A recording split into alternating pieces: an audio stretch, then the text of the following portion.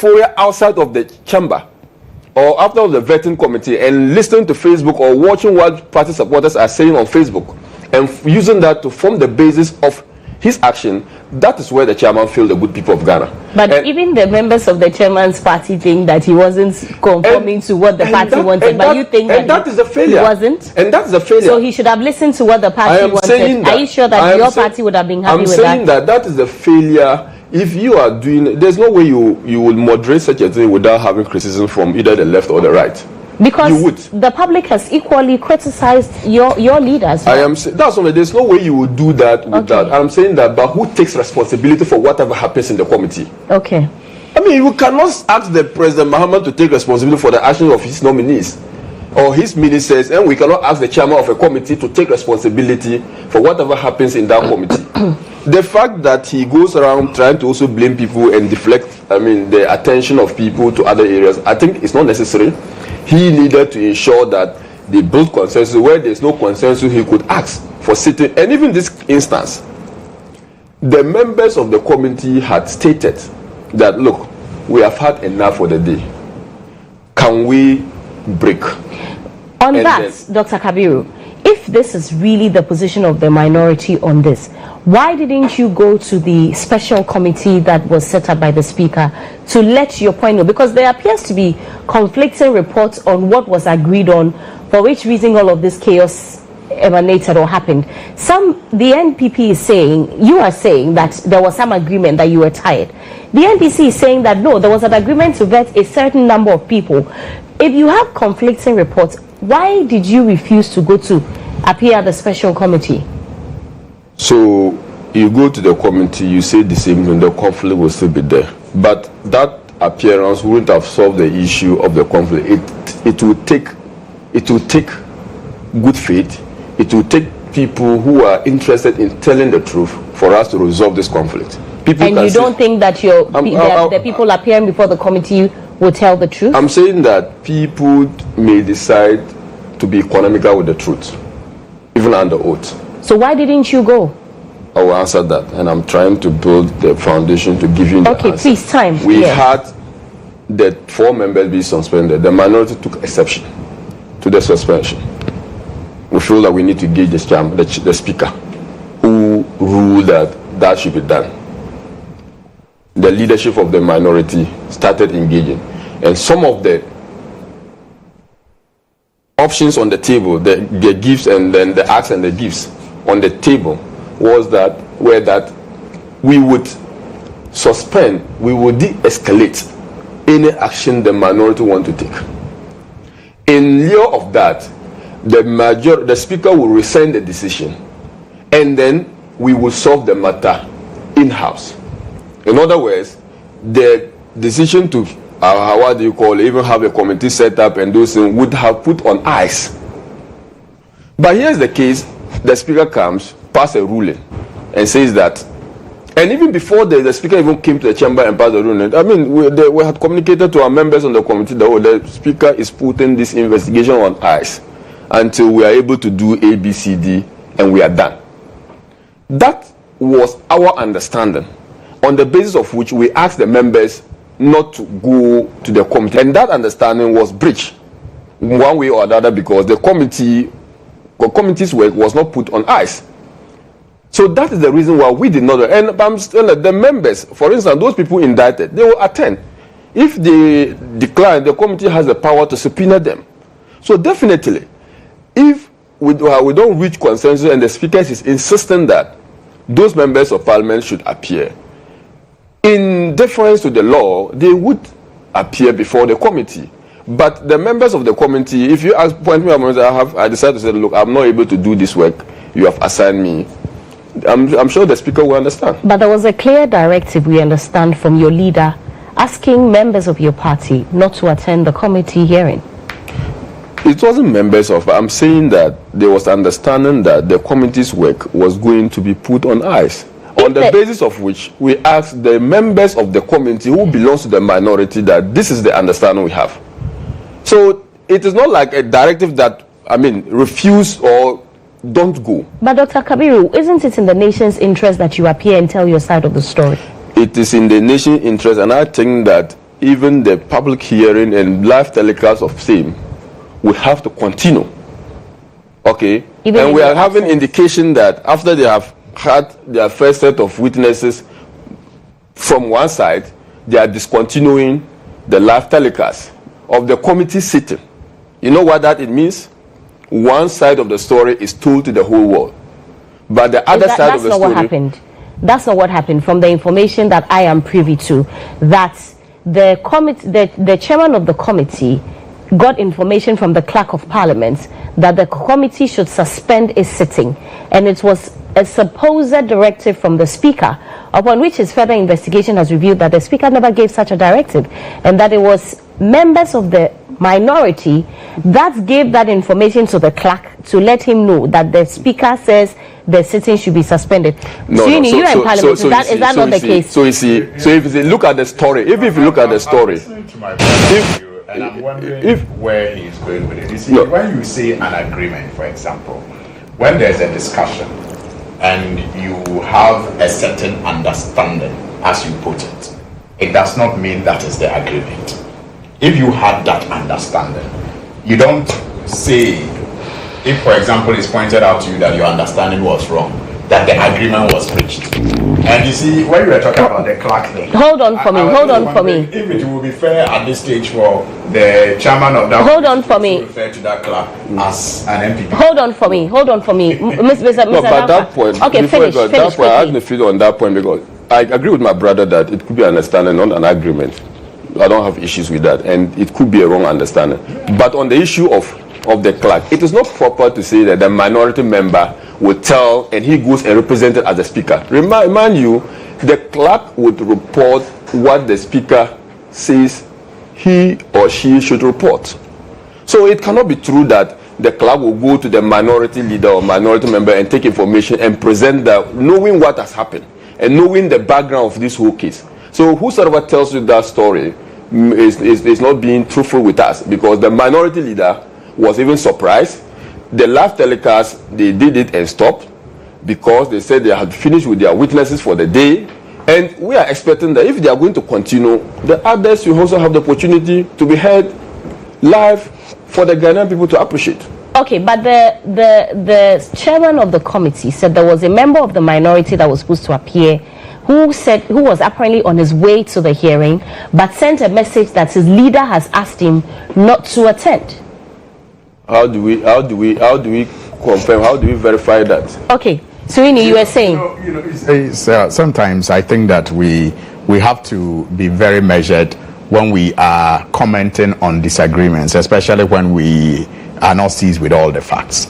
Because clearly, if you listen to the minority leader on the day that he sought the speaker's clemency, his request was very specific to lift the ban, the suspension that had been imposed on the members. Yes, and the consequential actions. Now, the consequential action was that they should not be seen within the presence of Parliament, and that is why the security, was all over the place to ensure that those members were not allowed into the presence of Parliament. Now, the Speaker, in response, was also very specific that he had lifted the suspension. But on the day that the Speaker, made the statement on the happenings at the Appointments Committee, he gave many directives, one of which resulted in the formation of this special committee. On the day that the clemency was sought and given, no comment was made on the work of the special committee. And so if you had an understanding, it does not mean that there was an agreement to your understanding. And so it is important that you are humble about it and seek a better understanding of what the discussion on the day meant. Then you can respond appropriately without apportioning blames. If for nothing at all, or if you want to show humility, you recognize that you misunderstood, and then seek better engagement that will either help you, reach an agreement that meets your earlier understanding, or you craft another way of dealing with it. But to boycott the committee, like it happened yesterday, and to even give directive to members not to show up, and then turn around to suggest that the live telecast was only meant for one group of people, and that afterwards and the other party will not enjoy the same. It's just neither here nor there. And I think that it is part of the red herring that I see the minority trying to introduce every now and then so that they can remain relevant. Some of it, like I said earlier, may be tolerated and may be considered necessary given their numbers so that they are not forgotten. But when you overplay it, you tend to look very, very messy. I will want to make a few comments also on the submission of Kabiru, especially in relation to how many hours nominees have spent on the appointments committee when he sought to use the vetting of the former finance minister as justification. You see, I have said that in our public discourse, one thing I have noticed is that sometimes, and it's not even sometimes, it's many times, we are not able to differentiate between similar and the same. Things that appear similar may not be the same. But you see, we look at similar events, and then in our minds we conclude they are the same, and so we proceed to make the same assessment of the similar situations. In the case of the former finance minister, for example, it was a request he made, and it was public, and it was based on his health condition that he could not sit for longer hours. It was a request, a public request, which was granted by the committee. So it's not like he was held hostage by the committee for 2 days. Well, as the commentary, as the commentary suggests that, even a nominee has ever been vetted for 2 days. So why are you complaining about long hours this time around? Again, the composition of that committee is not the same as this committee. That committee, like you said, when you were doing your analysis, that if you aggregate the number of questions minority members are supposed to ask on this committee, it totals to about 9. Why? Because you have a smaller number of representation. And so, if you compare the composition of the committee, all things being equal, you would have expected that because the previous committee had more minority members by virtue of the size of the minority at the time, nominees were going to get more questions from the minority side. So we need to identify these nuances when we are discussing things that are similar, so that we do not make wrong, conclusions. We don't come to wrong conclusions. But don't you think that the minority leader can take all the questions that would have been asked by the number missing or the it is allowed number. And that is why that is why I am saying that's why I said initially that sometimes the issue people are having even with the minority leader is not so much about how long he spends with nominees, but it's about even how relevant the questions that he is posing are. Trust me, if the questions were pointed and very relevant, I am sure people would have been more tolerant than they are. But when the questions are all over the place, the questions are so, basic, so mundane, you don't expect people to have that tolerance. And then he seeks to blame the chairman of the committee. Look, again, when you do this, you raise questions about your credibility. I recall that the first conference of the minority members after the chaos, the chairman of the committee, go and listen to it, and urge him not to listen to his party foot soldiers. And this was the evening of the disruption, where he held that press conference. By the next morning, when he was meeting the press, he blamed the chairman of the committee for everything. And I thought to myself, can't you even be consistent in your claims? In one breath, the chairman has done very well. His gentility is not weakness. He should not succumb to the pressure from his party.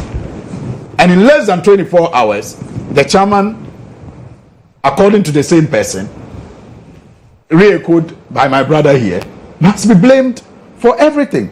At least let us be consistent in the conversation, and then people will have confidence in our credibility. So I think that by and large, like we all said, the committee can still do better. The minority can still do better, and I will urge them to come to terms with their new reality, right, that they are indeed the minority and the smallest minority we have had for a very long time, and begin to craft responses and conduct that will elicit some level of sympathy and tolerance from the people of Ghana. But so far, I think they have been messy, they have been disorganized, and it does not reflect well on them at all. I think they must go to the special committee that has been set up by Speaker Bagwin, or they engage better with him to ensure that he extends that clement clearance. And I also think that the people of Ghana, if for nothing at all, expect that members, especially those who are responsible, will be surcharged at least for the destruction that was caused. I think it will bring about some level of confidence, because we have students engage in vandalism every now and then, and we, their leaders, those that they look up to, and make the laws. Yes, and make the laws, urge school authorities to punish such behavior.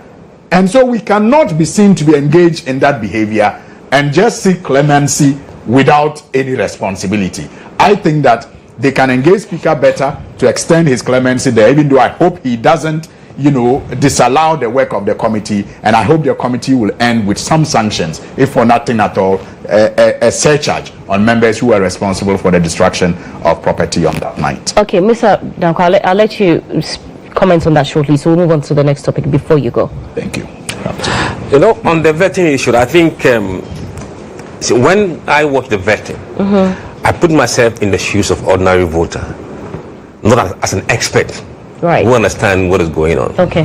And I ask myself, what is the base of allowing a nominee only 5-10 minutes and go away? Right. When we know that there are numerous challenges in Greater Accra that minority couldn't ask. And then they said, oh, the excuse was that she was not fluent in English. And so what? So people compare that to those who have spent 3-4 hours and say that you may have had some personal issues that are trying to score political points. But there are bases for that. There are key sectors that have several issues: planting for food and jobs, rising cost of living. And we don't seem to situate our questions by the rate at which inflation is galloping or cost of food is going. I mean, people say that, so why are you asking these questions when you could be asking this question? And I also blame the majority to some extent. Sometimes you guide your nominee by preempting some questions that people would like to know. Let them try to explain it, not because you want to expose them, but you want them to touch on those issues so that people understand that you have a plan for them. But they too, sometimes they just follow and then they don't ask anything. For me, it's disappointing. Right. All right, let's move on. I want us to touch on the you held a press conference, the minority, kicking against the appointment of Dr. Isiama as Bank of Ghana governor. You stated quite a number of reasons, that he was unfit because he was tainted, and then you also said because such an appointment has to be made in consultation with the Council of State, which has not been formed yet. I am sure that you have seen the minority's response, not official, but you have been seeing the pockets of statements they have released on appointments that your party made in the past. where there was no Council of State. How do you respond to that, Mr. Kabiru? So, Dr. Kabiru. Yeah. Are you Dr. Kabiru or Mr. Kabiru? Dr. Kabiru. Okay, thank you. We held press conference yesterday. We raised issue. We think that those or the issues we raised were in furtherance of our democracy and governance. We have the president nominating to the high office of the governor of the Central Bank of our republic. And that appointment, if it's not in sync with the existing laws of the country, the minority and being glanced over by the majority, the minority has a responsibility of bringing that to full and let the Ghanaian people be the judges. We have issues with Dr. Asiama because, one, this was a man standing trial for his rules in the collapse and more or less in the insolvency of some commercial banks, UT Bank and other. Dr. Asiama was then the deputy governor of the same bank. Such a man was standing trial without being absolved of the crime, without any ruling to suggest that the man was not culpable, without any evidence to the contrary that the allegations, no matter how someone considered them frivolous, were not cleared in the right manner and procedure. But it took the constitutional, if you like, the right route or route where the Attorney General can withdraw a case. And the withdrawal of the case comes less than 1 week after the Attorney General had been sworn into office. That Attorney General probably had not even taken time to gather all relevant issues about it, make sure that they go and then file a nolle prosequi. The Attorney General just decided, contrary to their earlier standard, the Jubilee House was a clearing house. They have cleared not just Mr. Dr. Asiama, but several other people in less than 1 week without any thorough work. The person in question, aside those issues, and let me quick to note, the very issues the World Bank had issues, the IMF had issues with Ghana. And as part of our financial reforms and our debt program and also their IMF support program, they raised issue with the solvency of the banking sector, and they raised issue with the, in fact, consistently that our banking sector was on the verge of collapse and that we needed to do something about them. And even in the part of the current program, the IMF has commended Ghana for taking the initiative to make sure that we consolidate some of the banks and revoke the licenses of banks that, in our opinion, in the assessment of government, were doing great disservice to the customers of this bank, depositors, and the Ghanaian economy at large. This is the same person now being brought back to continue work. Now, not just as a deputy governor, but as the governor, someone who will be the head of operation and all that. The appointment was supposed to be done in consultation with the Council of States. Right. The president could say, well, okay, in the interim, I'm appointing, but mind you, the Bank of Ghana does not create, there's no vacuum in the Bank of Ghana. At each point in time, if there's no substantive governor, the first deputy governor takes charge. In the absence of the first deputy governor, the second deputy governor will be in charge. Right? So the issue of being in a hurry, the haste to fill in the position cannot be tenable because there is ample room. The laws make provision that this is how we are going to go about it. The Mr. President was in a hurry. He did not want to wait until the Council of States is duly constituted after their elections and appointment thereof. He thinks that he has to appoint someone. And we think that that appointment is not proper. That appointment is an affront on the very laws that governs this country. that appointment was not done, and the president actually acted ultra vires because it is not right for the president to appoint someone to that position when the president has not been consulted. It's not asking for the approval of the Council of State. It's different. We are not saying that the president should have asked the Council of State to approve. No.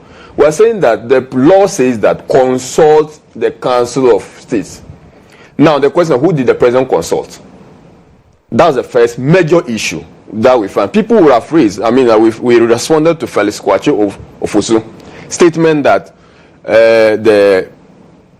there was no Council of State, but Natoshi was appointed as the... Yes. We've not raised issue with Anabisu.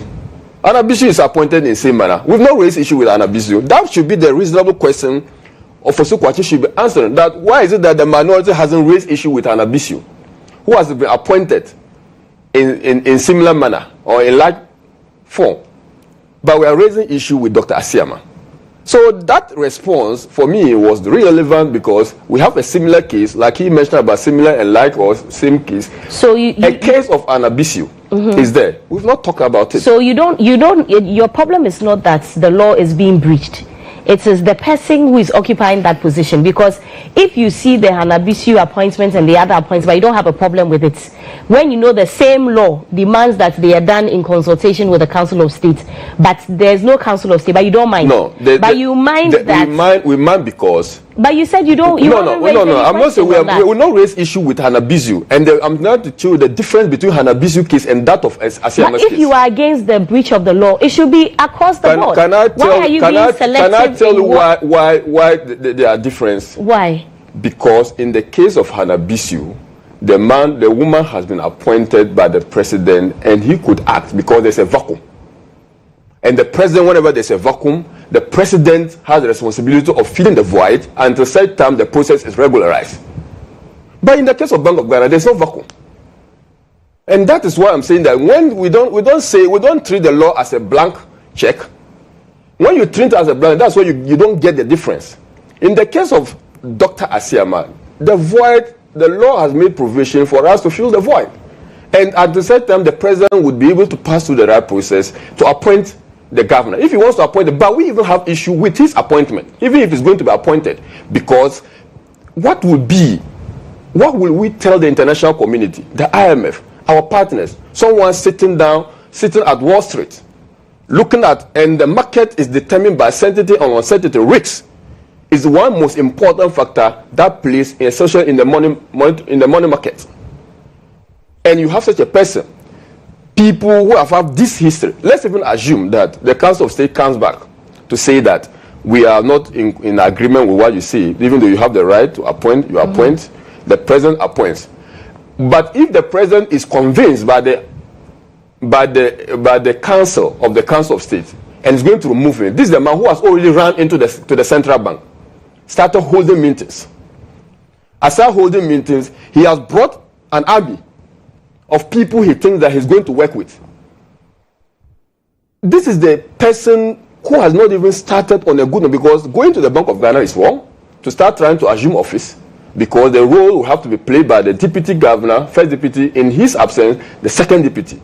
You have already run to the central bank trying to do the work. Supposedly, apart from the illegality of that appointment, the propriety with which he has to act is not also there. Then he goes to the central bank with his officers. Okay. And let me apologize to Mr. Sweeney. He has to leave and you go soon. But before you come in, Dr. Kabiru, this man, when the banking sector cleanup was ongoing, for which Dr. Asiama was put up on trial, you sounded so convinced that you had evidence of the persons who had been involved in the banking sector mess, as you call it. But this man, Dr. Asiama, has been on trial for 5 years. Yeah. If you had evidence, don't you think that you would have gone ahead and prosecuted him already? But he's been prosecuted, that's one. Yeah, but if you say you haven't been able to secure a conviction. No. So the wheel of justice grinds slowly, but will virtually and gradually and steadily get to its destination, right? You don't say that we don't have control over the judiciary. You don't say that. No. There are people who wouldn't believe you because if they have the right not to believe, and that is their opinion and that's their perception, and they can bring a confluence of factors may let them think so, and they are right to think that way. But I'm saying that if the president was the law and could decide to put the law to himself and do whatever he wants, do you think that Asiama would have still be on the street? No, definitely no. Because the president was convinced that, and the government was convinced that something wrong had been done. Some of them, so for 5 years, UT Bank, for 5 years, you've not been able to. I'm saying that some of them have been prosecuted. All right, some of them. Yes. But some of them, they are being prosecuted. So if the UT Bank case, the person is 7 terms in jail for the capital bank. The capital bank, sorry, for the crimes or for the offenses, for the financial impropriety that occasion. Similar could have happened. So what caused the delay? Is it that you don't have enough evidence? Because the person would have the right to defend, the person will raise procedural issue, the government would, the Attorney General will respond. All that slows down the wheel of justice. The fact that the person has not been prosecuted within 5 years doesn't mean that the person is innocent, and the government has not even taken initiatives or steps to ensuring that the man is properly absolved of the offenses or the charges, if you like. That is the issue we have. Okay. You know, His Excellency John Dramani Mahama is a man who talks less but does more. It's evident in his leadership as president when he was, and it is very evident again now as president when he is. Forget about those who will tell you they are in a hurry, but do directly opposite of what being in a hurry means, and even cause a lot of distraction with so much time wasted. He didn't have to tell anybody that he's in a hurry, but by his work it is clear that he's in a hurry. I mean, he is forming his government on record time as he promised, and you can clearly see that he's taking charge and responsibility of the things that are in his control. I need to, on this note, even say thank you to His Excellency President Mahama on behalf of the Muslim, Ummah.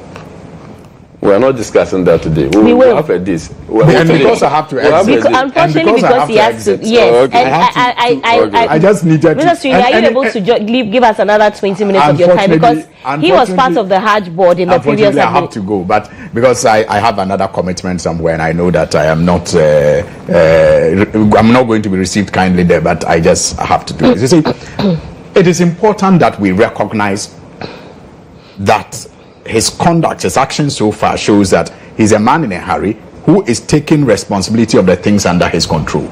So Hajj fares has been drastically reduced from 75,000 to 62,000 Ghana cedis. I mean, a feat that the NPP in government and even out of government continued to say was impossible. He's done that.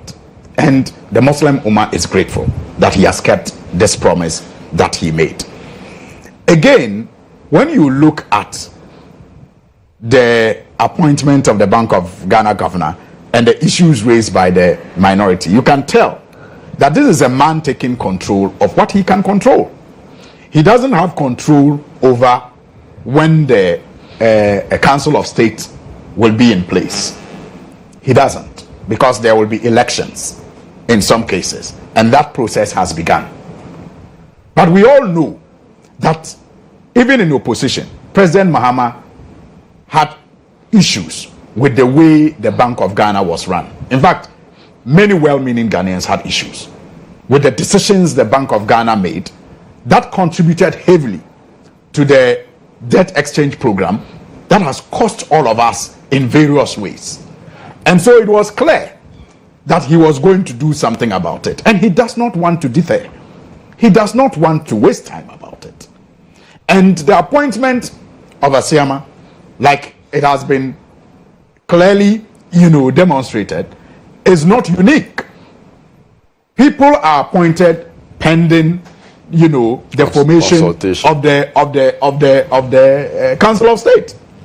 It happened in the case of the District Assembly's Common Fund Administrator under the NPP. It happened in the case of the Director for Community Water and Sanitation. It happens. Presidents have done it. And so that opportunity exists. Now they say, why Esiama?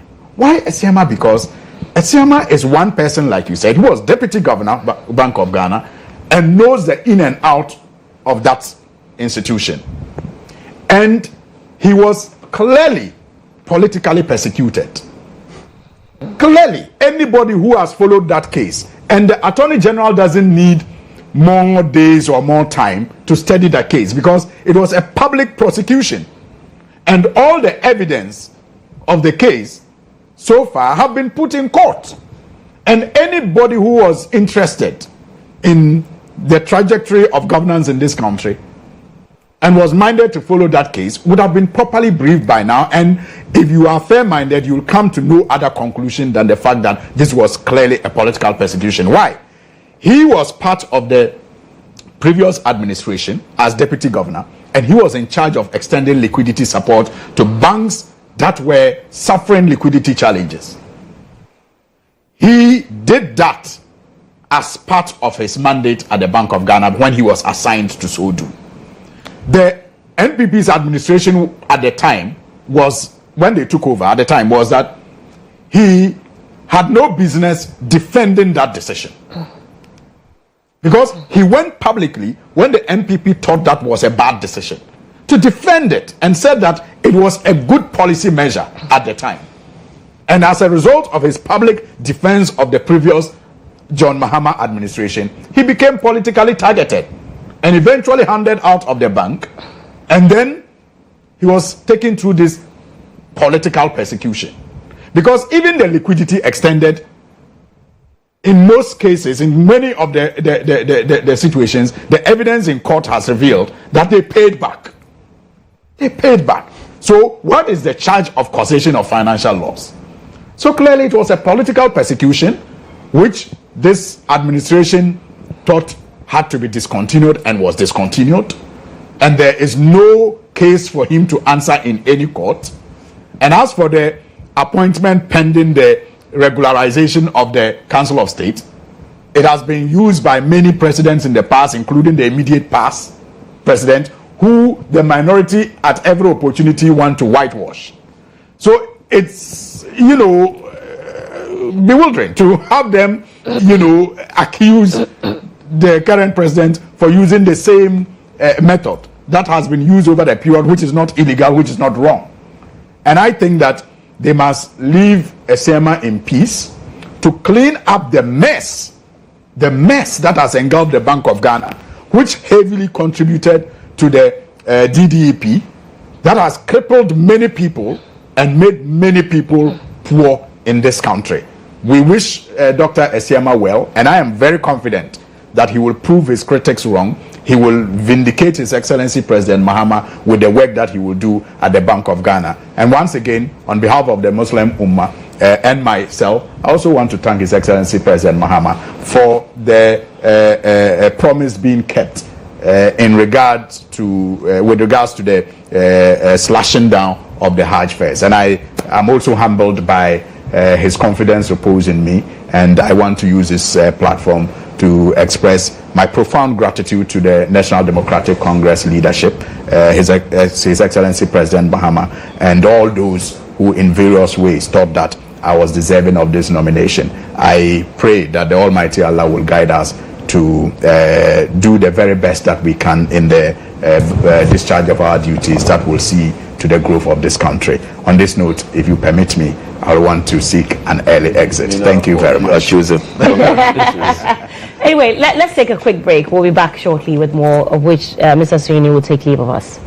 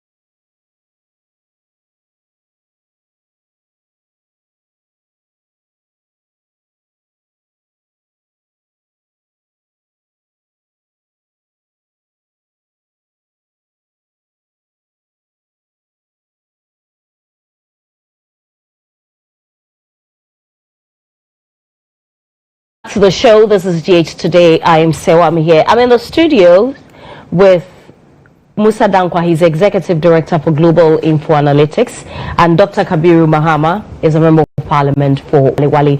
And if you just joined us, we've been talking about the minority's opposition to the appointment of Dr. Isiama as Bank of Ghana governor. They say that he's tainted. His appointment is without consultation to the Council of State. Mr. Dankwa, you wanted to say something on that? Yes, I don't want to go into the political argument, but rather the legal argument and some of the reasons I've heard some people raise on that appointment, and that the government should have continued the prosecution even if they appoint Isiama as a Bank of Ghana government, and see through the process. Look, and this is the very reason why in many parts of the world you have a separation of Attorney General's office and state prosecution. But the political element that connotes some of this trial tend to undermine whether the evidence against that person is real or political. So if he was to continue prosecution of the case, how well do you think Ayini will go to the court to persecute or continue a persecution that has been started by the former Attorney General for his own party person? I mean, do you think the Attorney General will go to court on time? Would he get the direct evidence to pursue as the other government would have done? Certainly, it will look like, it will not happen. And that is the flaw we have in our current constitution. We have cases at the OSP. Have you heard him file any nolle prosequi because government has changed? No. Because he's perceived to be more independent, not a political, than an Attorney General. So this is a clear call for us to split that role, so that if that case was being pursued by state prosecution, who is different from the Attorney General, I don't think this would have happened. Right. That case would have continued. And then we wouldn't think that there will be political pressure on the state prosecutor to drop the case, because you cannot do that. So this is a clarion call for us to change this constitution and to make it possible for people to be prosecuted even when their government is in power. Dr. Kabiru, you agree with him? Well, I agree very much entirely that you are Attorney General and Minister for Justice. This is two hats on the head of one person. And if you are supposed to be advising the government as a legal head of the legal team of the government, if you like, and at the same time you are supposed to be giving justice to all manner of people, there seems to be a conflict there. And I'm fully in support of those who call for the independent office of Minister for Justice, or if you like, we can have the state prosecutor elevated to that, whose tenure is not determined by any politician, and that would build this kind of democracy that we want. I also think that a government that is minded could equally say that, well, I am doing my work as an executive. This person is starting trial. Let the motion take the court. It's already in court. I'm not the one. Mind you, this same president had cause to send his own people to court. When the case of YEA came up, Philip Asibit was the YEA boss. What's the name? The former, I think he's still in jail, or he has been pardoned. I forgot his name, Abanga or something. They were standing trial, and it was initiated by the same government, and I think that they were prosecuted by the same president. And I think that if no choose and pick, the president could equally have done that, because at least there's a precedent to show that the president can prosecute his own people, or the president can initiate action against his members of his own government. And that, I think that the president could have taken cue from that, and then will help us with this unraveling. This issue is messy because of how it is being handled. And if the president was minded to know that, look, if I do this, it fits into that whole perception that the president was complicit in the acts that happened in the case of the central bank. Because he was the president then when this thing happened. Okay, and he had Asiama being the one responsible. And the same person in your tenure, it happened, you are bringing the same person to lead.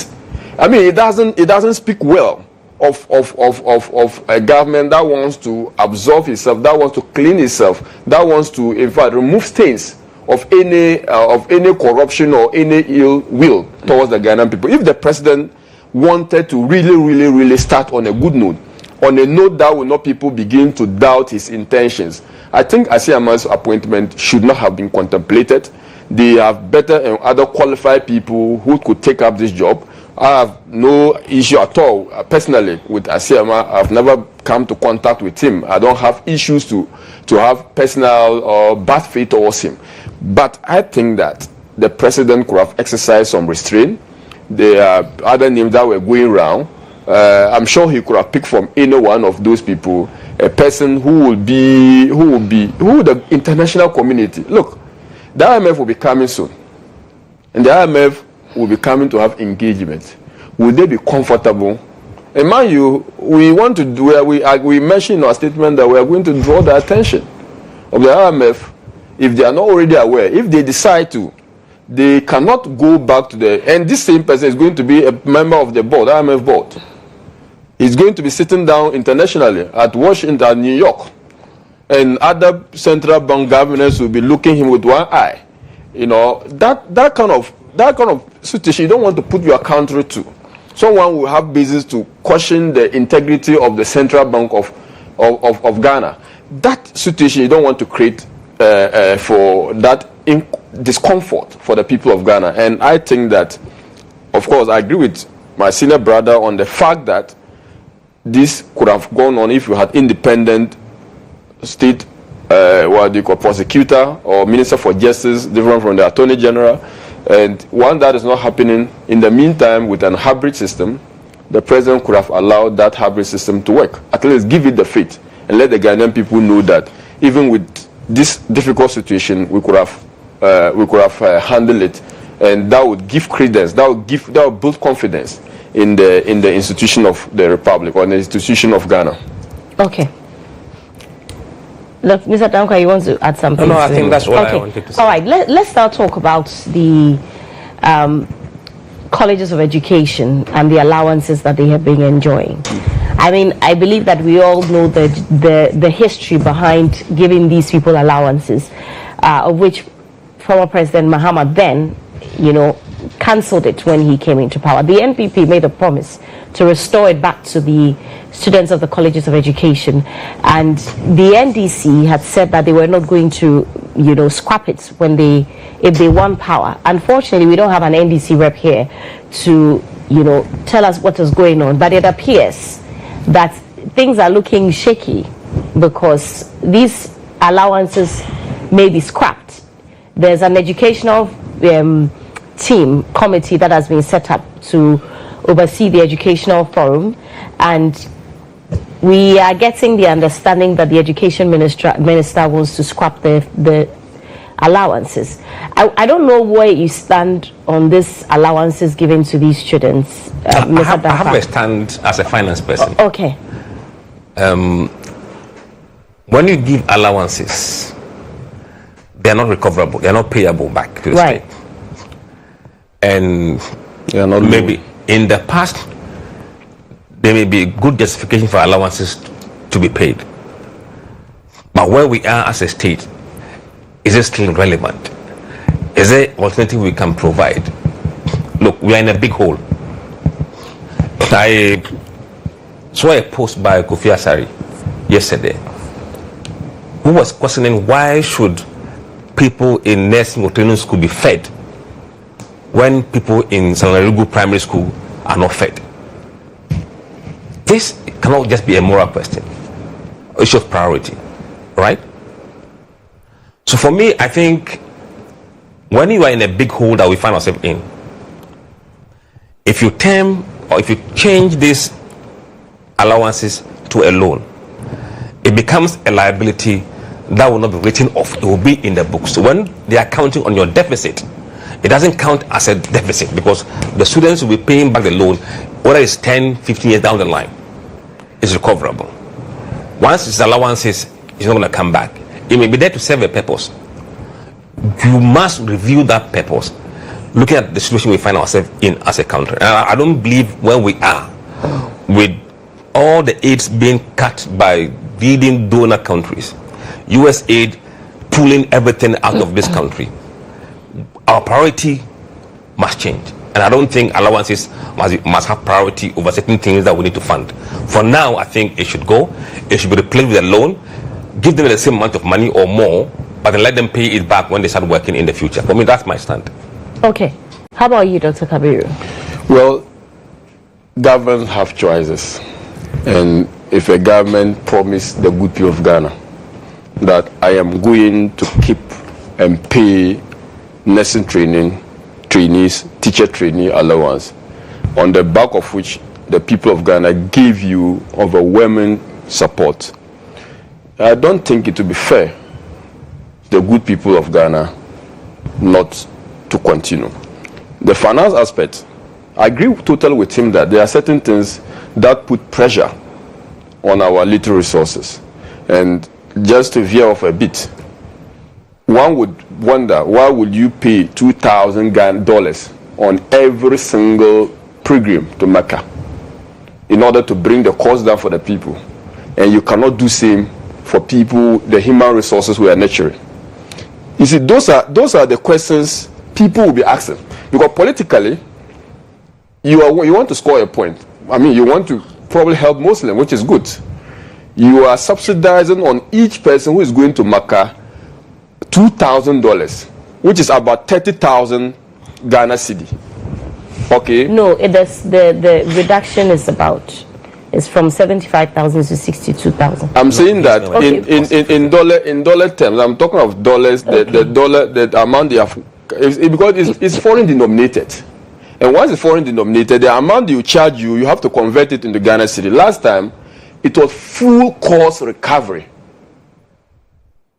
Pilgrims had to pay, and government was able to do it because we had an IMF program, austerity program, and you can conveniently say that, look, everyone for himself, God for us all. Whosoever wants to go to Mecca would have to be able to fend, and because going to Hajj is a religious requirement for those who have the wherewithal, right?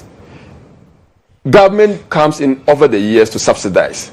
Now, this government, Hajj, on the back of the COVID and the financial crisis, government decided to take off the subsidy because the IMF and even our partners, even the government-owned books could not support that.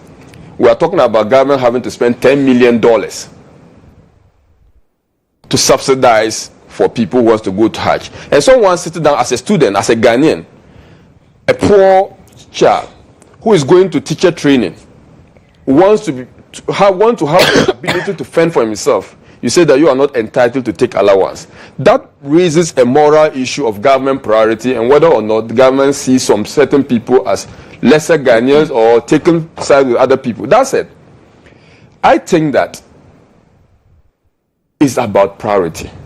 If government decides I want to build the human resource of the country in the area of science, technology, engineering and mathematics, and decide to subsidize education and making sure students are motivated and enticed to go into that and they are paying their allowances, I have no problem at all.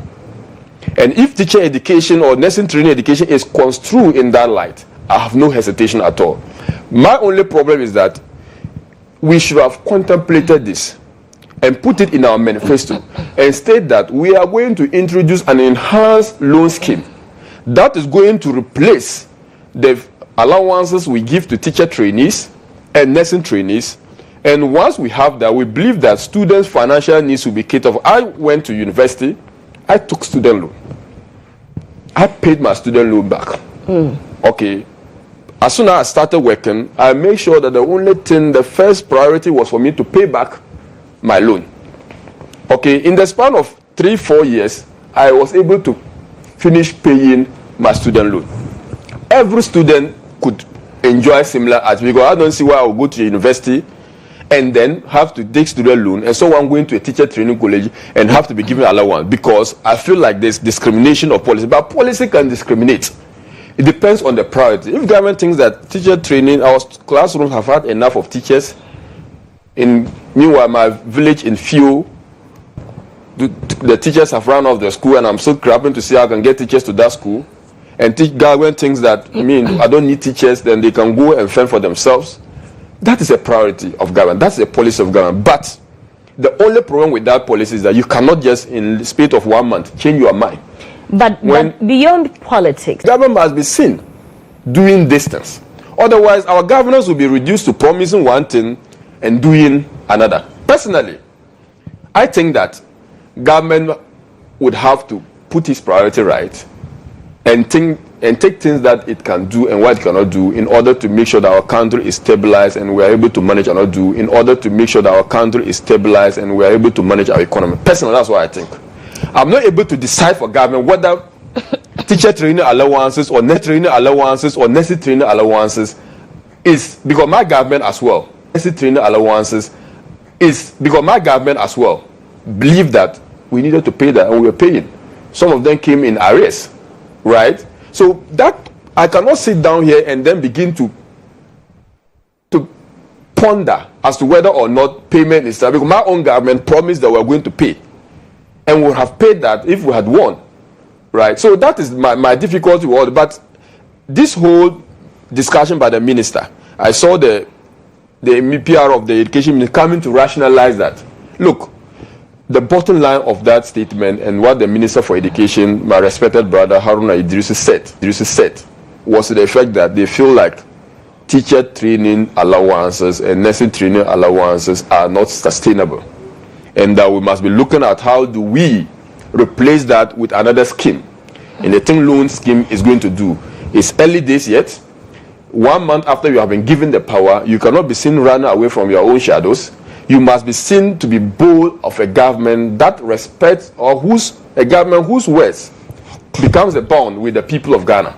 And I would expect that this discussion, even education committee, should not even go to talking whether they should scrap or they should teacher training. That should not even come on the table, because that issue has already been, it's a covenant with the Ghanaian people.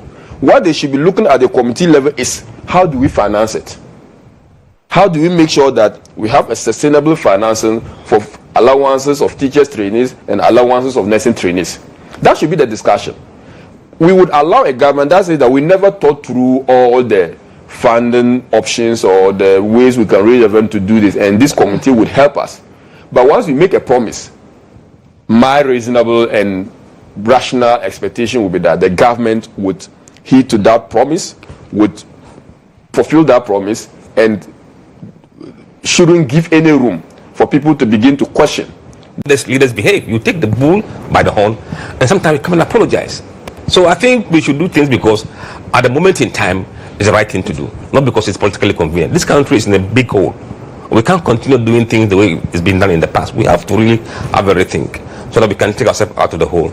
Okay, Mr. Dankwa, is this something that you have done, a poll to gauge the... No, if it becomes a topical issue, we can go and do that. But it is now. Is it something that you're willing to take? No, we are always willing to do what is in public interest. We can do that. I think that you'd want to do that, because we are interested in knowing, even though when you go to the colleges of education, I don't expect a difference. No, you'll be surprised. No, sometimes... Really? Yes, you'll be surprised.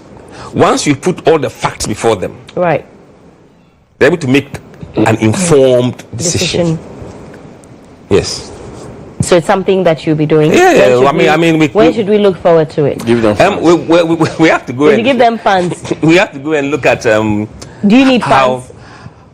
Well, normally when we do things like that, we don't go to the public and seek for funding. We try to do things from our own resources. Okay. We may be able to identify certain colleges of education nationwide and go and do the samples, the interviews in those colleges. Should be something that we cannot do. We're able to do that quite easily. And then we can generally do the same thing across the public. So we will look at this going forward and see whether it's something that we can quickly do. But normally, what has been your source of funding for all our clients who are commercial? We have commercial clients who pay us for normal work we do for them, research, market surveys, census for businesses, and many more. And also, we do engage in investor discussions. Okay. For example, some of the global research companies invite us to discuss things that we understand better when it comes to this kind of, and they pay us for that. So we don't rely on politics to make money. Okay. No. There are people who think that you're NDC. Have you heard it? Oh, no, yes. Okay. You see, what I've always said to people is that whoever has ever voted in this country can never be neutral. Look, those who claim they're neutral, they're just lying to themselves and to the country. They're hypocrites. They're hypocrites. But you must be objective. You can be an MPP pollster and be objective. You can be an NDC pollster and be objective. Are you an NDC pollster? I'm not an NDC. I've never been an NDC. So then are you an MPP pollster? No, I've never. So where do you belong? Because you have just said that everyone has an interest. No. Everyone Look, I can tell you who I voted in the past elections. Okay, so who did you vote for? It doesn't make me MPP. Who did you vote for? In the last election, I voted for Muhammad. I openly said that in an interview. In the last summer elections, I voted for Ronaldo. I mean, so it doesn't make me. Sometimes, look, for me, some people look at your name and say he's Dankwa, he must be an MPP. And then say, but he's Musa, he must be an NDC. But what we have done as a company, you see, companies cannot be politically partisan. Your clients are not MPP and NDC, right? If you look at the work we have done, we have stood our grounds. We've done our work based on science. And whatever had come out of it, if it was the MPP that got the benefit, so be it. If it was the NDC that benefited from it, so be it. When we did the polls on the MPP primaries, were we MPP voted posters? Were we? But you see, this country does not know people who are objective, who can stand their grounds, regardless of the name calling. They've called us all sort of names, but in the end, those people they call NDC posters, little focuses, it is our numbers now pan through on election day. For me, it matters the outcome than the name you call the person. There's a gentleman in the UK called Lord Ashcroft. He is a lord in the House of Lords. He's a leading financier of the Conservative Party. He's a poster as well. Nobody calls him Conservative poster. He's a poster. But he's a known financier and a lord in the House of Lords. Everybody looks for his polls. That is what matters. Objectivity with which you do your work. Okay. Are you expecting an appointment? Absolutely not. I have no interest in working in government. I have not called anyone to lobby on my behalf. If you call me for any position, I will decline it openly. Why? And publicly. Look, you don't want to serve the Ghanaian people and contribute to your country? Who said I'm not serving this country? Beyond these posts and the other works that in my private capacity, if I tell you what I have done, many people in politics have not done that in their lives, and it was a service to this country. I do work with private companies who partner government to do projects that bring real change to people's life. That's why I'm serving. Okay, but in the work that you do, I mean, the polls that you did for election 2024, for instance, did you receive any support, sort of financial support from any political party? Not even a penny from anybody. Did they offer? Well, we were offered some in 2019, we declined it. Who offered you? Well, I won't tell them, but we have from both parties. Okay. But there's a difference between being supported to do a public opinion poll or a party calling you to do a poll for me to see whether I'm winning or I'm losing here. Okay. Did you do that? Yes, we charged them for that. Both MPP and NDC. Okay. They paid, but they won't tell you. Right. MPP, people in MPP paid us to do survey for them to see whether they are winning or they are losing. Both the national election and some constituencies. We are paid for that. And the NDC also called us to see whether they are losing that seat or winning that seat. And we charge them for it. That's not for free. But what we do and we share to the public, that is our own funded, what we call the CSR. Okay. The ones we are paid for, we don't put them out there. We are quiet about them. I didn't do research in my constituency, so maybe I didn't have money to Did you engage him? That's why I didn't have money. But you know, a couple of years ago, when Benefsin conducted a poll that said that the NDC was going to win, and also was it? And didn't the predictions didn't come to pass or were inaccurate eventually? He had said that, you know, he was being threatened and he couldn't come out of his house for some time. Have you received any kind of threat following your polls from and predictions from the 2024 elections? No. I think people look at you before they threaten you. What does that mean? That he's a tough guy, they can't threaten him. Yeah. I've never Except seen to say that some harsh words were used on him. Not a single threat on me, no. But you see, I do things freely and openly, and my conscience doesn't tell me that I'm doing anything wrong. And I believe people knew what we're doing was right. So they were quite measured in the way they would threaten you. But I've never received any call that your life is at risk. No. No. All right.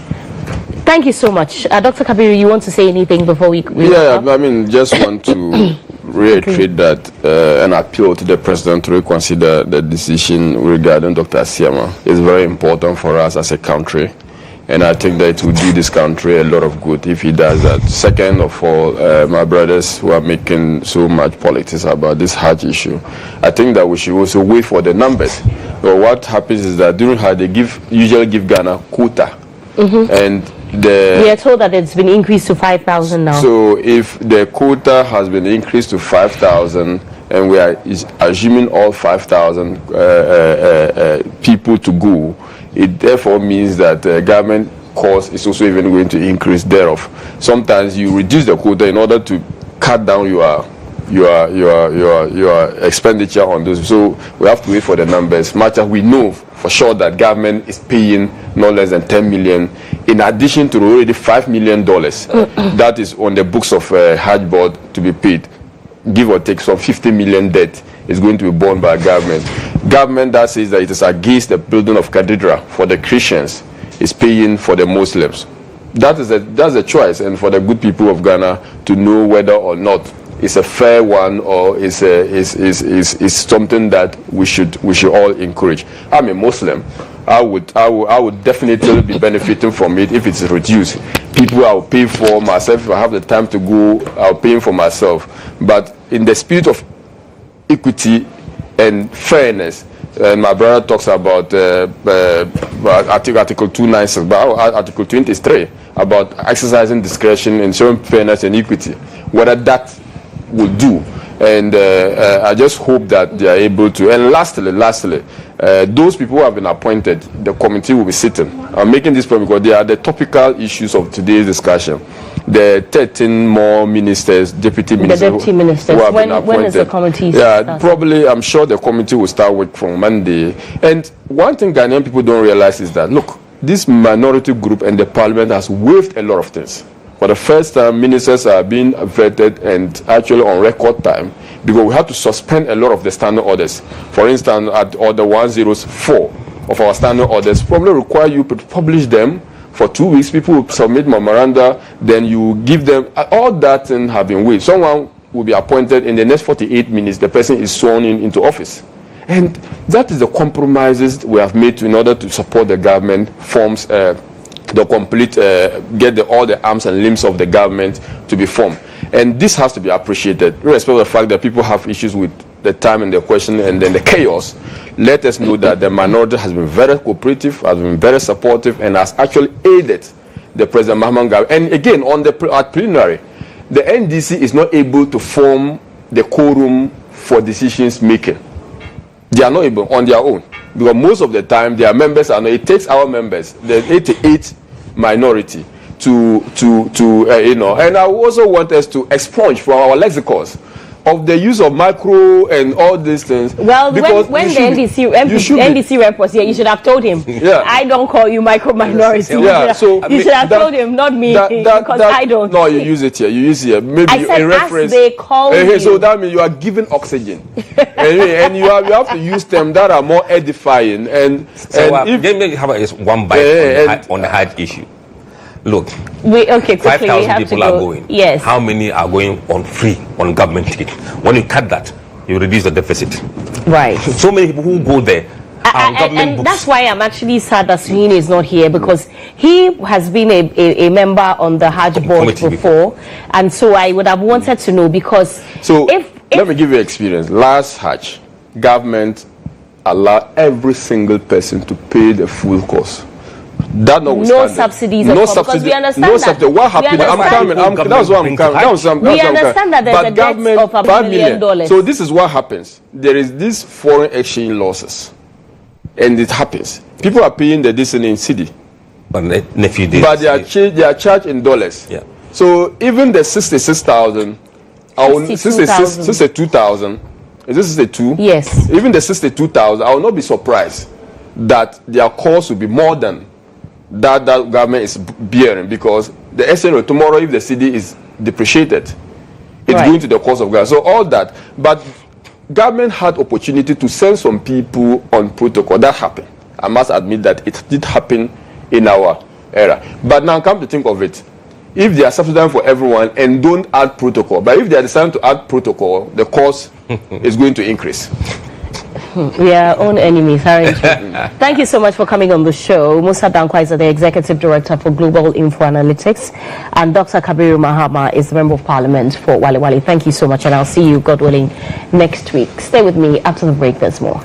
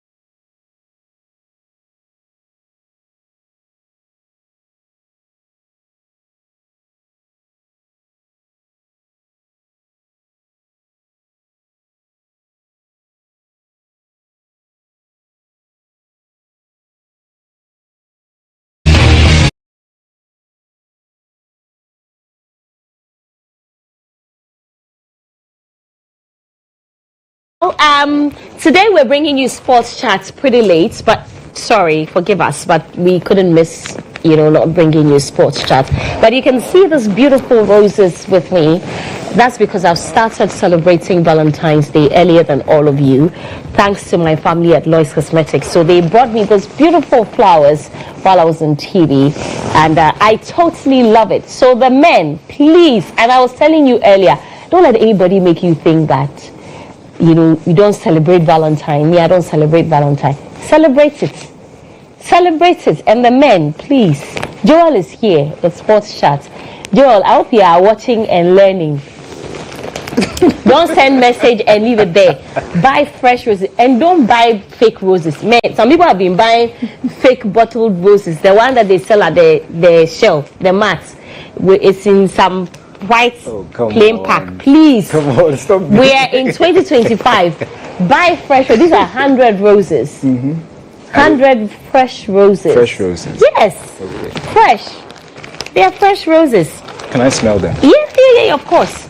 They are fresh roses. Fresh roses. They are not yours. Just feel it. Okay. So this is how you hold it. Okay. You feel it? Yeah, of course. Why would I lie to you? So these are fresh roses. Please buy roses for your partners, okay? You don't have to buy 100 roses, but you can buy 50, 20, 30. Yeah. But yeah, happy Valentine's Day to all of you in advance. Yeah, happy Valentine's Day to you too. So what do you want? What should I get you? Oh, another anything from your heart. As for the roses, you can buy more. Yeah. Okay. But you can buy me products from Lois Cosmetics. Okay.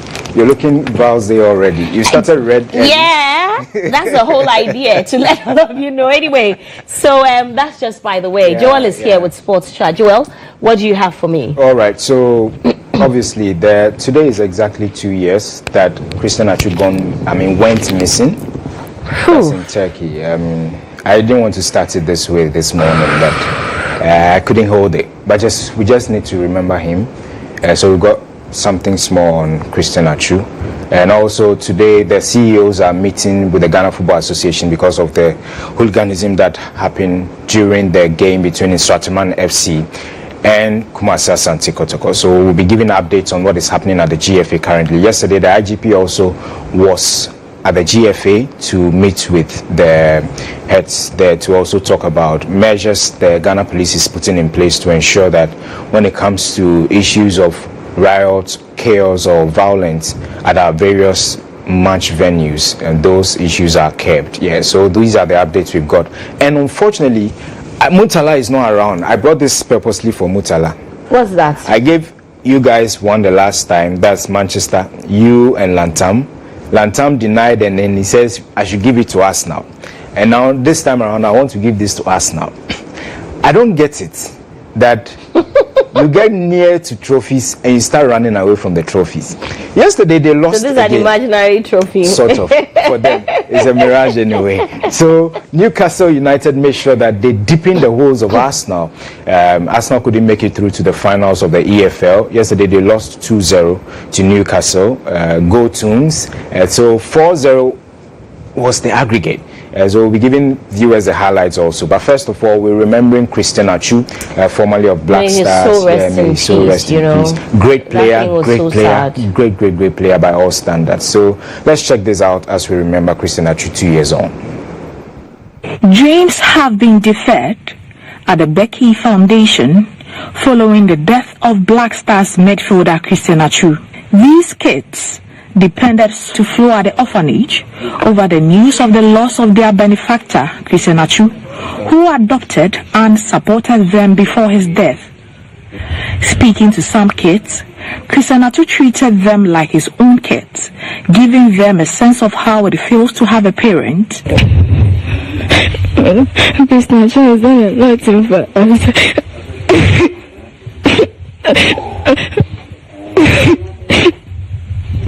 Sometimes it's almost the best. Christian GHOne supports justice.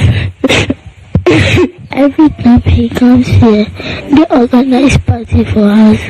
Sometimes he sends us to ShopRite. We enjoy the one food. And then he said that he's going to abroad to play like football. I miss him so. Christian Achu is like a father, an uncle, a brother. In fact, he's our everything. He was number one supporter, doing a lot of countless things. He was the one giving us hope, getting us better education, giving us a lot of support. But as I speak to you today, we are hopeless and our hands are in our heads. Before Christian Achu's death, he was building the school for this orphanage. Now, the future of this project seemed to be in limbo as he was the sole founder. The school building is made up of 9 classrooms, libraries, a pitch, and ultra-modern offices. Seth Asiedu is the director of Becky's Foundation. Last time we spoke, he promised that he was going to complete this for us so that we do the final commissioning in June.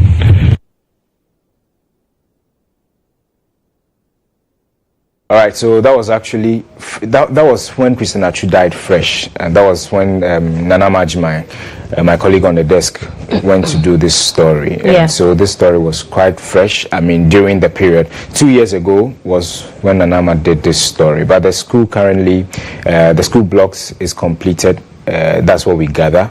But 2 years on, what do we remember Christian Achu for? This young chap, I remember when he got to Chelsea, he was taken on loan from Chelsea. He went to Everton, he went to Bournemouth on loan as well, and then later on went to Newcastle United. But he left to Porto before coming back to England again. Then Newcastle signed him on permanently.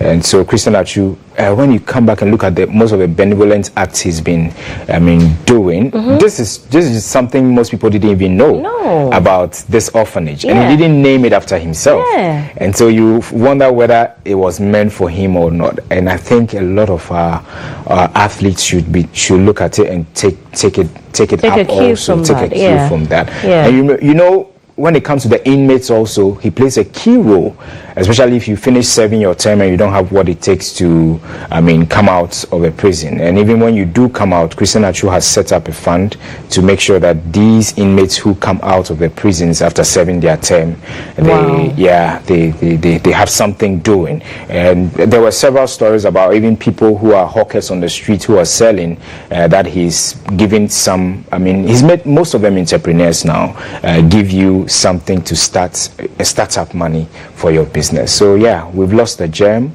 we lost a great footballer. When it comes to the Black Stars, he was a whiz kid. I remember 17-year-old, it was known as Trasam. FIFA, rated him as one of the best young players to watch out for. But hey, fate has it, we've lost him, and may he so rest in peace. 2 years on, Christian Achu. All right. And look at Arsenal again. I brought this trophy for Mutala. He saw me and was like, where am I taking this? He was running from the trophy. So yeah, Arsenal, though they are gunning in the Premiership, 6 points is the gap. Premier League log. They were hoping to see if indeed they could get this one and sail through to the finals of the EFL Cup. But unfortunately for them, yesterday Isak was on the score sheet, and then their woes were dipping when it was made 2-0 in the game last night. Newcastle United ensuring that they dip in the woes of Arsenal yet again. Arsenal not being able to sail through to this one in particular. So yeah, Arsenal is out of the EFL. It's Newcastle who sailed through to the final. So these were highlights of the game yesterday. Quite an interesting game panned out between the two sides, Newcastle United and Arsenal. Yeah, so there are several trolls on social media. Serwaa, check out this particular troll. That people are shading Arsenal with. So there you see, Pate is even part of them. Who are they watching? They are watching an empty box without a trophy. Oh my goodness. When you go on social media, you see how Arsenal is being treated. And this is the trophy people feel Arsenal should get. This is the trophy for Arsenal, and yeah, the very final one. If you remember this phone, it tells you the very last time Arsenal won a trophy. Wow. this mean? Anyway, so this is for the Black Stars of Ghana. Oh yeah, right. I don't know why we want to bring in Black Stars. Listen, we'll qualify to the World Cup. Someone should just send a message to Donald Trump that we are coming. They will bring you back. All those people who have intentions of going. You know, when the Black Stars were playing the qualifiers, they were praying for them to win the qualifiers because that's their tickets to America. You know. Please, I'm sorry to disappoint you, but Donald Trump will bring all of you back. So those who have intentions of not coming back, you are qualify. I mean, and if the person has what it takes to go and watch the game and come back, why not? Certainly. But you and I know that there are people who have the intentions of not coming back to Ghana, and I am just a messenger that Donald Trump will bring you back. So yeah. Anyway, thank you, Joel. Will that be it? Sure. I mean, that's it. So, I mean, viewers should watch out for 1 p.m. the game with Benjamin Yamwa, that's Benghazi and Monica. They'll be bringing you all the updates. We're looking at Christian Achu 2 years on, and also updating viewers with regards to what is happening at the GFA. Remember the issue between Nswatreman FC and Kumasi Asante Kotoko. I mean, that span a whole lot going on with regards to investigations that is currently underway. 2 suspects have been arrested so far, making it 5 suspects in Sunyani with regards to the incident that ended the life of one supporter, that is Pole of Kumasi Asante Kotoko. So investigations are still underway in Sunyani, and the IGP has assured the family in Kumasi that, I mean, they're going to go every length and breadth to ensure that this particular thing, I mean, is not just nipped in the bud, but also looked into well. So a broad sort of investigation is going to go on to ensure that those perpetrators are brought to book. Yeah. Yeah, that's basically it. And then we'll be bringing lots of updates on news tonight as well when it comes to sports. Okay. Yeah. Thank you so much. Sure. I'll get you your Val's Day gift. I will be waiting. Sure. I don't like promising. You don't started already. Please don't even try that with me, because Val's Day is on Friday. It's on Friday. And I shall be here. Yes. So I mean, and also we're having it with Alisa Hotel. Yes, right? certainly. Yeah. Yes. Thank you very much. Sure. Every year we do that, the Valentine's Day special, and all of us are going to be there. Your favorite presenters will all be there. So let me quickly give our viewers the details of that. So come Val's Day, come celebrate Valentine's Day with GHOne TV and the entire EIB network. We call it the Duvet Experience 2025, and the theme this year is Glow in the Dark. So it's from the 13th to the 14th, so Thursday and Friday at the Alisa Hotel. So this year is in 2 main parts. The Love Fair, which is 13th and 14th from 8 a.m. to 6 p.m. There's going to be a fair. You can shop your romantic gifts, unique gifts at the forecourt of the Alisa Hotel. So if you are a vendor and you're interested, please call these numbers 050-131-7784, or you can call 0244-092857. You can come and buy, come and sell, mingle with your favorite EIB TV and radio personalities. You may not have thought of what to buy for your partner, but on the 13th and the 14th from 8 a.m. to 6 p.m., visit the forecourt of the Alisa Hotel. There'll be a wide range of vendors there. You can buy anything for your partner. And then on the 14th itself, which is the Friday, there's an intimate dinner party at Alisa Hotel. So you can end all of the celebration with an elegant dinner party featuring performances by KK Fosu, Ursula SL, and a sensational live band. And the vibrant Ekuma Mamazimbi will bring her magic to the event. So expect roses, expect chocolate, delicious meals, and please don't think that because you don't have a partner you can attend. You never know where you find your soulmates, you know. So 500 Ghana cedis for singles, and double you pay 950 Ghana cedis. Please don't miss this extraordinary celebration of love, because love is in the air. Yes, 2025. Joel, thank you so much. I'll see you tomorrow, God willing. All right, so stay with me. There's more after this.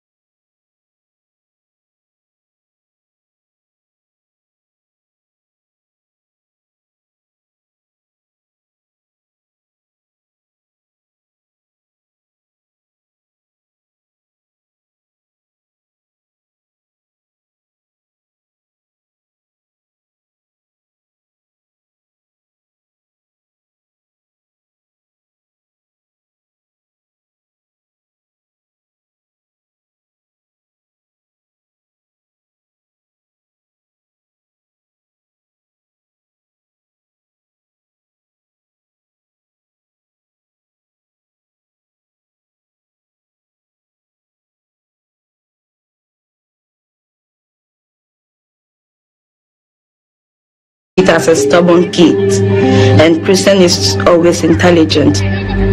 But as a father, seeing your intelligent son always on the field, coming back late, you wouldn't be happy.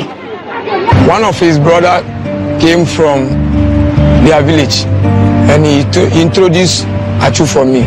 He said, "Coach, I have a young brother who is very talented." Achu was very intelligent and very respectful and confident because he's a God-fearing person. That is why. So when he came here, because of how he lives, he gets friends. So he feels like he's at home.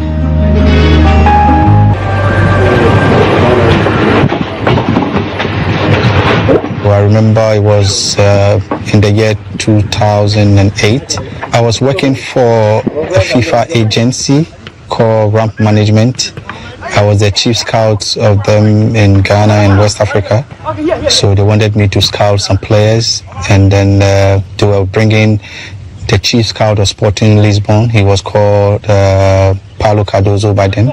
Got about 15 boys and arranged a game against Feyenoord. So that was the first day that we saw Christian. He was playing for Feyenoord.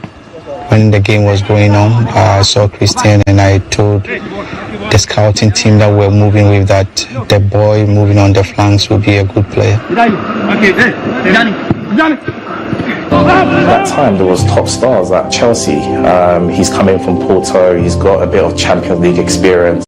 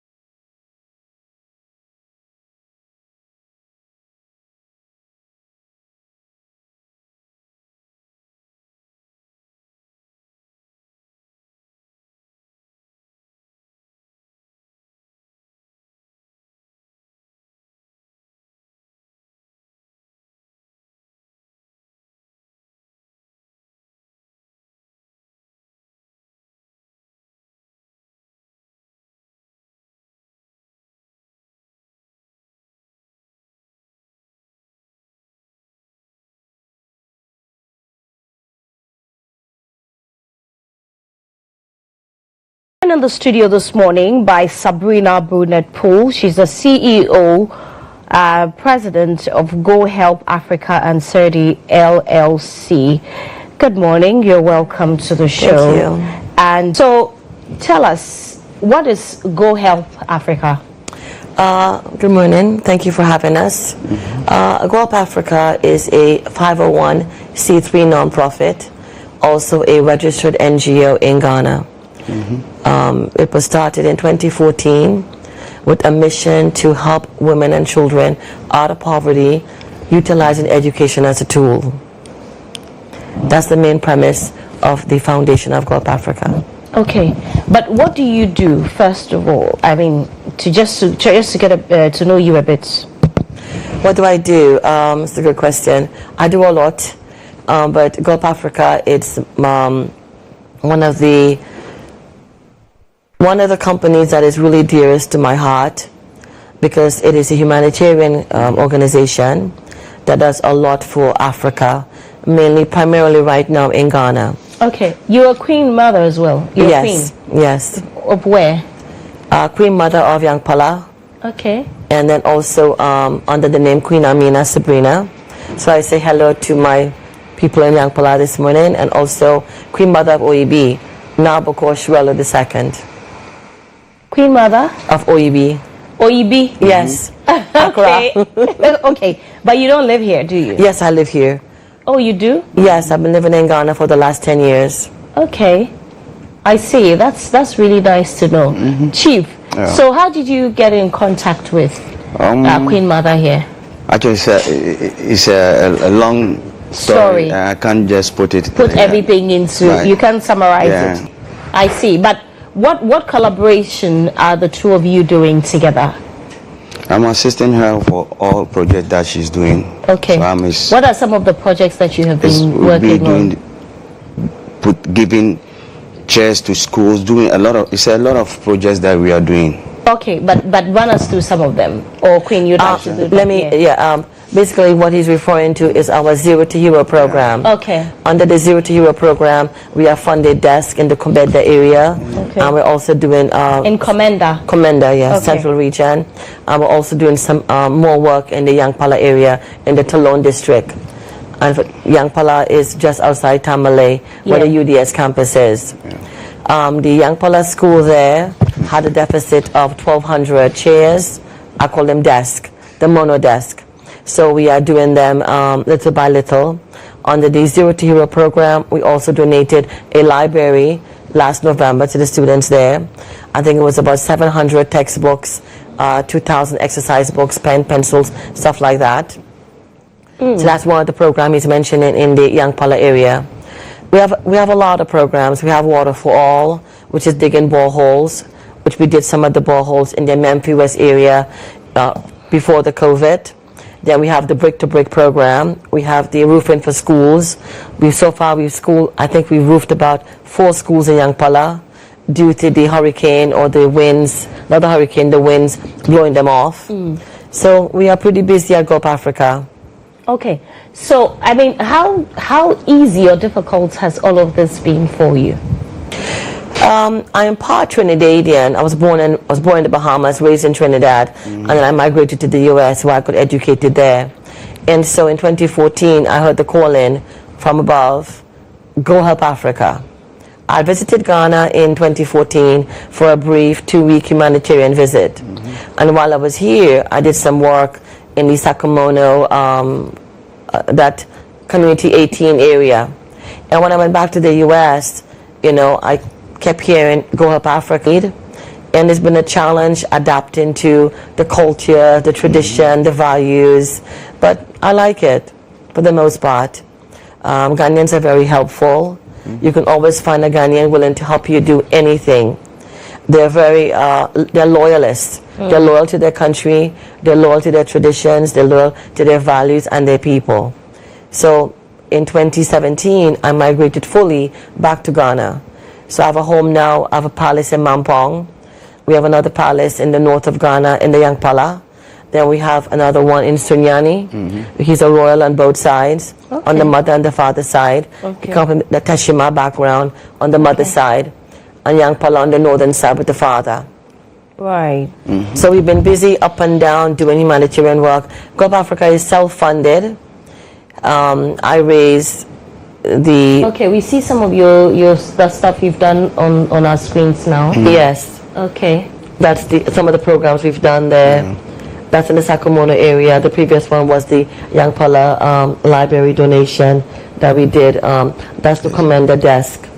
Okay. Mr. Actor Mills was there. That's a Water for All project in the Western region. We did about 25 to 30 boreholes there pre-COVID. Right. And so we are continuing to do more and more and more. Okay. And beyond the humanitarian works that you've been doing since you've been back, what other things have you been engaged in? We have several companies. One is 31. It's a security company which my husband is in charge of. Oh, that's your husband? Yes. Okay. He's the chief Varawana of Yangpala. Right. And that's how I got the queenship in Yangpala. Right. To marriage. It makes sense now. Yeah. Okay, I didn't know the connection. No wonder he says that he's unable to explain it. Okay, it's a long story. It's a long story. But it's a nice story. Right. Basically, that's really what we do. How does it feel like be married to someone who is so empathetic and loves to help people? And if I may ask, if you have such person, what do you feel? You feel so good because she's going to do everything for you to just be who you are. Right. So she is all. I don't know how to explain she to people. No, she's all. How long have you been married for? 4 years. This June will be 4 years. 4 years. Yeah. Oh, how has it been? Lovely. It's been lovely. Been lovely. Okay, so you two have done a lot together. Yeah. Clearly. Okay, that's really great to know. So what's up for Go Help Africa? So you own Go Help Africa with him? Yes. Okay. Yes, he's on the board of directors of Go Help Africa. Okay. Well, what are the next steps? What do you intend to do next in the next couple of years? We intend to do more as we are doing it, and it's now going to be even open wide for we to go and do more. It's the same thing that we are going to expand ourselves to do. The vision will just expand more and more and more. We are just following it. Go Help Africa is self-funded because I'm a PhD that does a lot of global strategy. One of my companies is International Business and Global Strategy. Another company is 31, which is a security service here in Ghana. Then we have 30 LLC, an IT company, cybersecurity company in the US.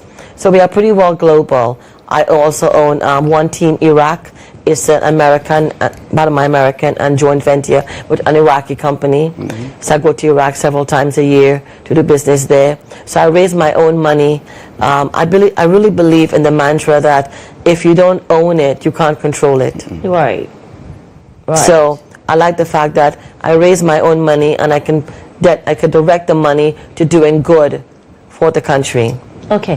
What message do you have for Ghanaians, girls, women who are watching you this morning? Basically, don't lose hope that there's a huge world out there for women.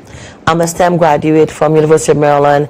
In 1999, I got my Bachelor of Science in Computer Information System, and it was not easy going to school with mainly men in engineering. But, I was able to, by the grace of God, rise up. And I went off to Washington. I spent 20 years in Washington. I served 2 presidents, several federal agencies, whether it's Commerce Department, Secret Service, Homeland Security, Library of Congress. So I've been around. Very industrious wife. I said, I can't explain myself. Right. Yes, what you are seeing or you are hearing, it's like that. Right. So they need to be encouraged. They need not to lose hope. They need to always keep the faith in front of them. There is a glass ceiling, but we are breaking it. We are breaking it, and by the grace of God, we'll continue to break it. We are not here to compete with men. Right. But we are here to work side by side with them. Okay. And we learn from each other. Most of my mentors are older men who went engineering before me. And they trained me and they mentored me and looked out for me till I was able to rise to the top. They helped push me to the top. You don't get to the top by yourself. It is people there who put their hands together to push you up because they see the value you bring. So they should always, I always say, stay in school. Pay attention to your teachers. Learn and listen well. I tell my staff every day, the mark of a good leader is to listen and follow. Right. As leaders, we must listen and follow also. Okay. So, before we wrap up, if there are people who are watching who want to help your foundation, Go Help Africa, how do they get in touch with you? We are online, www.gohelpafrica.org. It's one word. Oh, it's one word. Yes, Go Help Africa. Okay, www.gohelpafrica.org. Yes. Are there any numbers that they can call? Once they get to the website, there's a contact form there. that they can put a contact if they want to reach out. I've been having people reach out for support in different areas.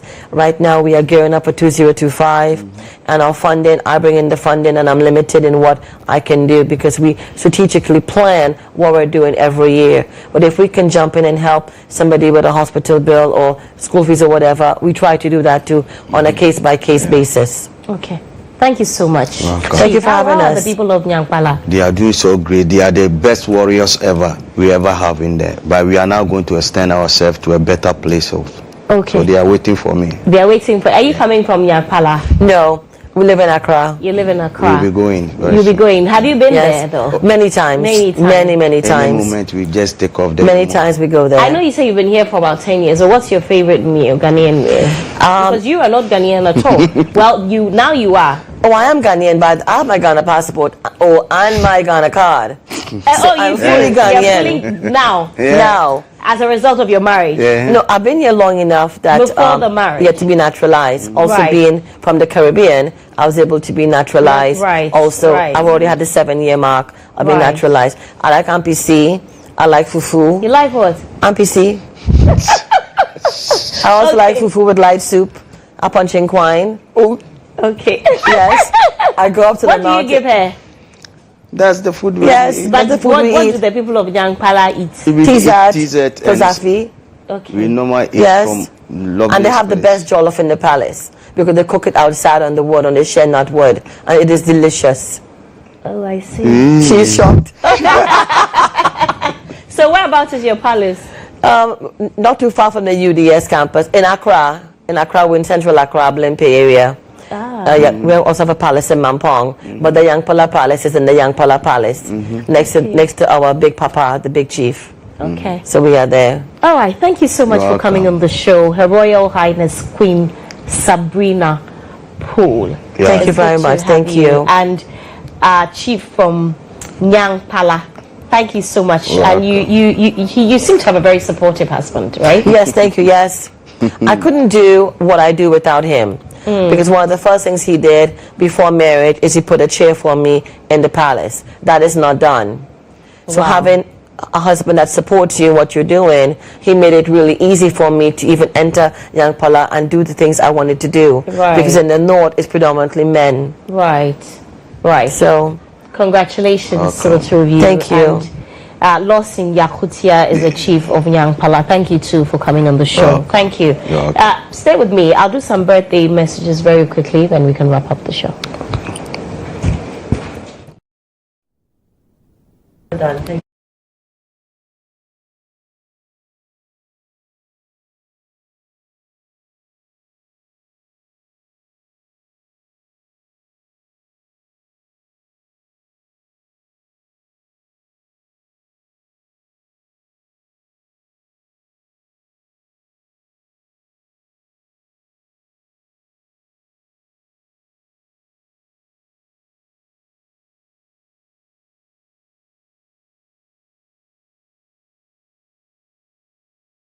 Very much for your time. God willing, tomorrow we shall meet here again. I am Serwaa Amihere.